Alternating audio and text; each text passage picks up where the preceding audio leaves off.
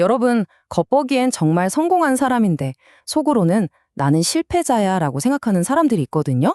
오늘은 바로 이 문제, 우리를 끊임없이 괴롭히는 강력한 심리적 사고방식인 실패의 덫에 대해 한번 깊이 파헤쳐 보겠습니다. 전 낙오자이고 실패자입니다.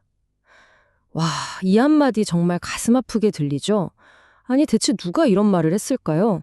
모든 걸 잃고 절망에 빠진 사람일 거라고 아마 짐작하실 텐데요. 근데 사실은 정반대입니다. 이 말을 한 사람은 바로 민식 씨.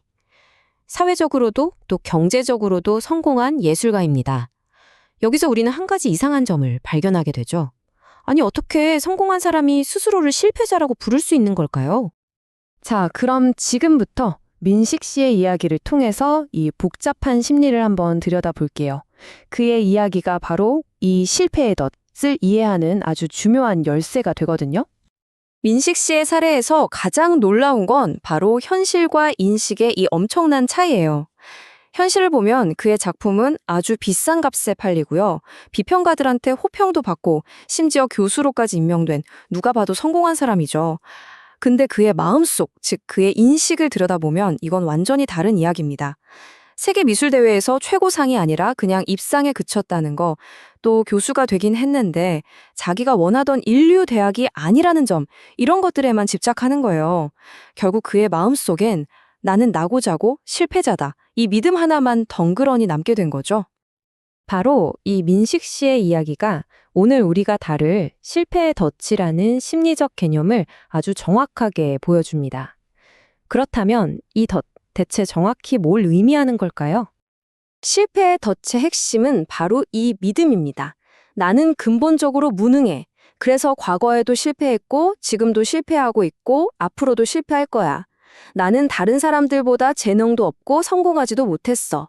그러니까 이게 단순히 나 자신 없어 이 정도가 아니고요. 자기 자신에 대한 아주 뿌리 깊은 부정적인 신념 체계인 셈이죠. 이런 덫에 빠진 사람들은 몇 가지 공통적인 패턴을 보이는데요. 우선 주변에서 아무리 칭찬하고 존경해줘도 그걸 믿지 못해요. 그리고 자신의 재능은 그냥 평범하거나 운이 좋았을 뿐이라고 생각해버리죠.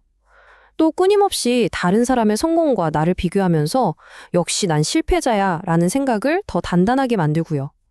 심지어는 자기 능력보다 일부러 낮은 수준의 일을 선택해서 결국 승진이나 시험에서 실패하는 악순환을 스스로 만들어내기도 합니다. 아니, 근데 이렇게 강력한 믿음은 도대체 어디서부터 시작되는 걸까요?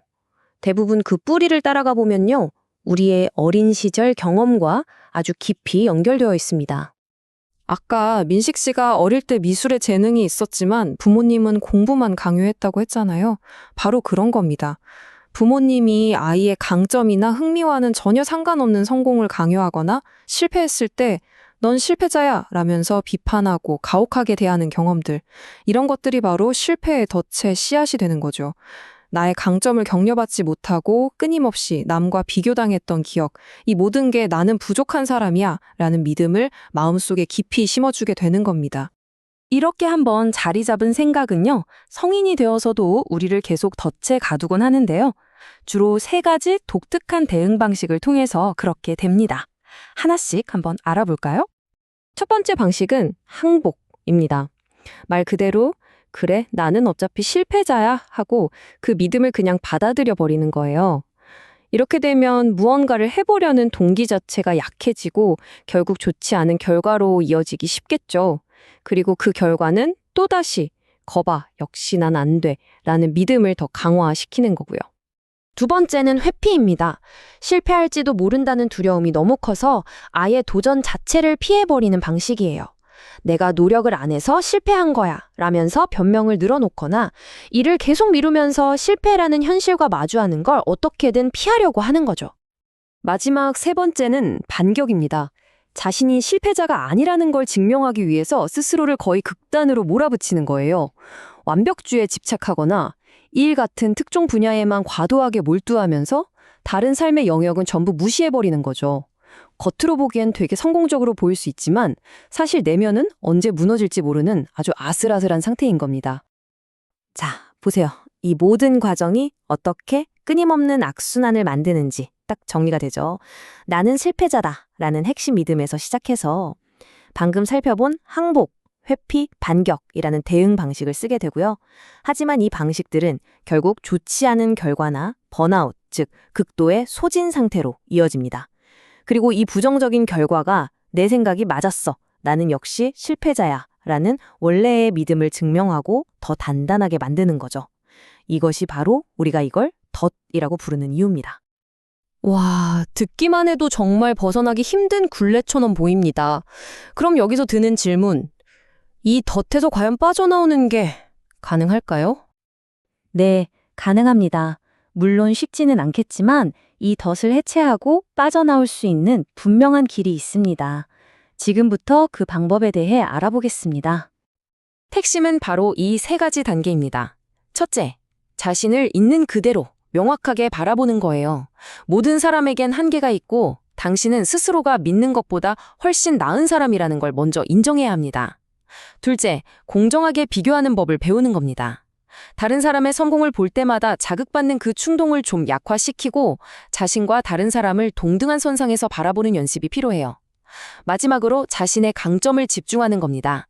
남들의 기대에 맞추려고 에너지를 쏟지 말고 내 안의 강점을 발견하고 그걸 활용하는 데 더 많은 힘을 쏟는 거죠. 이 말을 꼭 기억해 주셨으면 좋겠습니다. 실패는 도전을 통해 극복됩니다. 실패는 지혜로 승화됩니다. 실패는 당신이라는 사람의 가치를 증명하는 게 아니라 성장을 위한 하나의 과정일 뿐이라는 거죠. 자, 오늘 우리는 실패의 덫에 대해 알아봤습니다. 이제 마지막으로 여러분 스스로에게 이 질문을 한번 던져보시면 어떨까요? 나에게 실패의 덫은 과연 어떤 의미를 갖고 있을까? 그리고 이 덫의 존재를 알게 된 것이 앞으로 당신의 삶에 어떤 변화를 가져올 수 있을까? 하고 말이죠.